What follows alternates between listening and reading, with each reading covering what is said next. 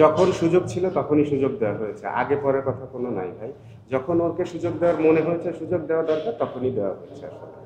হয়তো অনেক সময় খারাপ খেলেছে, খারাপ খেললে তখন বলা হয়েছে কেন এত আর্লি, বা আমাদের কাছে মনে হয়েছে যে যে টাইমটাতে ওকে সুযোগ দেওয়া দরকার, একদম আমার মনে হয় রাইট টাইমটাতে সুযোগ পেয়েছে, আগে পরে না।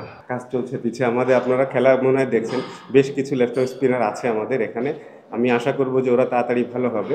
আর আরেকটা ব্যাপার হচ্ছে, ফর ইওর ইনফরমেশন, যে ধরেন সাকিব 20 বছর ধরে ন্যাশনাল টিমে খেলার পর সাকিব যখন চলে যাবে, আপনি একদম সাকিবের জায়গায় একটা প্লেয়ার পাওয়া এটা ডিফিকাল্ট।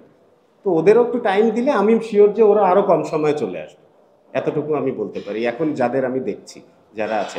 বাট এটা অটোমেটিক্যালি আসবে না, এটা ওদের কাজ করতে হবে, এই দায়িত্বটা ওদের, যারা খেলছে ওদের, ওদের এই রেসপন্সিবিলিটিটা নিতে হবে। যদি ওরা আগে আগে আসার জন্য চেষ্টা করে, ডেফিনেটলি আসতে পারবে। ওই ক্যাপাবিলিটি ওয়ালা প্লেয়ার আছে এখানে।